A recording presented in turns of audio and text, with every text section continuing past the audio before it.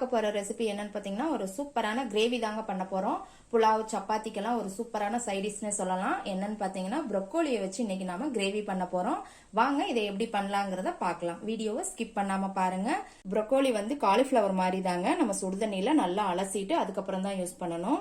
நான் நல்லா சுடுதண்ணி வந்து கொதிக்க வச்சு எடுத்து வச்சிருக்கிறேன். இப்போ இதுல வந்து நம்ம ப்ரொக்கோலியை போட்டுடலாம். பாருங்க இந்த மாதிரி சின்ன சின்ன பீசஸா கட் பண்ணிக்கோங்க. இப்போ இதை வந்து நம்ம சுடு தண்ணியில போட்டுடலாம். இப்போ இதோட ஒரு 1/2 டீஸ்பூன் மஞ்சள் தூள், 1/2 டீஸ்பூன் உப்பு, இதை நல்லா மிக்ஸ் பண்ணி விட்டுட்டு ஒரு 10 நிமிஷத்துக்கு இப்படியே விட்டுருங்க. இது நல்லா இந்த தண்ணியிலேயே ஊறட்டும். காலிஃபிளவர் மாதிரியே தாங்க, ஆனால் கலர் மட்டும் கிரீன் கலர்ல இருக்கும் இந்த ப்ரொக்கோலி வந்து.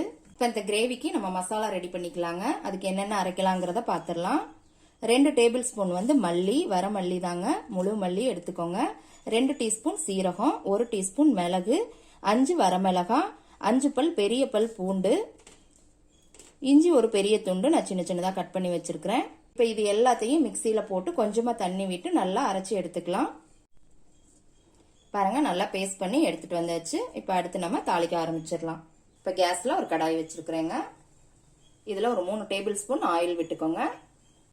ஆயில் சூடானதும் ஒரு பிரிஞ்சி இலை, 3 கிராம்பு, 2 துண்டு பட்டை, ஒரு அன்னாச்சி பூ, இதோட 1 டீஸ்பூன் சோம்பு. இப்ப இதெல்லாம் லேசா பொரியட்டும். கேஸை மீடியம் ஃப்ளேம்ல வச்சுக்கோங்க. நல்லா பொரிஞ்சதுமே இதோட 2 பெரிய வெங்காயம் இந்த மாதிரி நீல வாக்குல கட் பண்ணி போட்டுக்கோங்க. வெங்காயத்தை நல்லா வதக்கிக்கலாம். ஒரு 2 நிமிஷத்துக்கு நல்லா வதக்கிக்கோங்க. வெங்காயம் நல்லா வதங்கிருச்சுங்க. இப்ப இதோட 2 உருளைக்கிழங்க தோல் சீவி இதுல போட்டுக்கோங்க, சின்ன சின்னதா கட் பண்ணி. இதே 2 நிமிஷத்துக்கு நல்லா வதக்கிக்கோங்க. இப்ப இதோட நம்ம சுடு தண்ணியில ஊற வச்சு இந்த ப்ரொக்கோலியையும் இதுல போட்டுடலாம். இந்த எண்ணெயிலேயே நல்லா ஒரு 5 நிமிஷத்துக்கு வதக்கிக்கோங்க. தண்ணியை நல்லா வடிகட்டிட்டு இதுல போட்டுக்கோங்க. இதையும் நல்லா ஒரு 5 நிமிஷத்துக்கு நல்லா வதக்கிக்கோங்க. எண்ணெயிலேயே வதங்கும் போது நல்லா ஃப்ளேவர் நல்லா இருக்குங்க. பச்சை வாசம் போய் பாருங்க நல்லா வதக்கியாச்சு. இப்போ இதோட 2 தக்காளியை நல்லா மிக்சியில அரைச்சி பேஸ்ட் பண்ணி எடுத்துக்கோங்க. அதையும் இதுல போட்டு 2 நிமிஷத்துக்கு வதக்கிக்கோங்க. இப்போ இதோட நம்ம அரைச்சி வச்ச மசாலாவையும் இதுல சேர்த்துடலாம். இந்த மசாலாவையும் இதுல சேர்த்ததுக்கு அப்புறம் 2 நிமிஷத்துக்கு நல்லா வதக்கிக்கோங்க. இப்போ இதுக்கு தேவையான அளவு உப்பு போட்டுக்கோங்க. 1/2 டீஸ்பூன் மஞ்சள் தூள், 1/2 டீஸ்பூன் கரம் மசாலா தூள், 1/2 டீஸ்பூன் தனி மிளகாத்தூள். வரமிளகாய் வந்து நம்ம அரைச்சி போட்டுக்கோங்க மிக்சியில, அதனால கம்மியா சேர்த்திருக்கிறேன் நான். உங்களுக்கு காரத்துக்கு ஏத்த மாதிரி நீங்க போட்டுக்கோங்க. இப்போ இது எல்லாத்தையும் நல்லா மிக்ஸ் பண்ணி விட்டுருங்க. இப்போ இதோட தண்ணி சேர்த்துக்கோங்க. இந்த ப்ரொக்கோலி உருளைக்கிழங்கு இதெல்லாம் நல்லா வேகட்டும். ஒரு தட்டு போட்டு மூடி வச்சிருங்க. 10 நிமிஷம் கழிச்சு நம்ம எப்படி இருக்குங்கிறத பார்க்கலாம். பாருங்க இப்போ ஒரு 10 நிமிஷம் ஆயிடுச்சுங்க.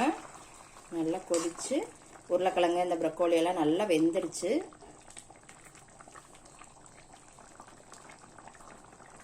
பாருங்க நல்லா வெந்துடுச்சு ரெண்டுமே.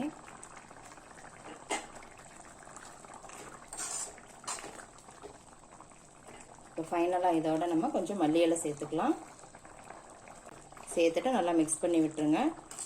அவ்வளோதாங்க, சூப்பரான ப்ரொக்கோலி கிரேவி ரெடி ஆயிருச்சு. எப்படி இருக்குன்னு செஞ்சு பார்த்துட்டு கமெண்ட்ல உங்க ஃபீட்பேக் சொல்லுங்க. லைக் பண்ணுங்க, ஷேர் பண்ணுங்க, சப்ஸ்கிரைப் பண்ணுங்க, கூடவே பெல் ஐகான் பட்டனை அமுக்குங்க.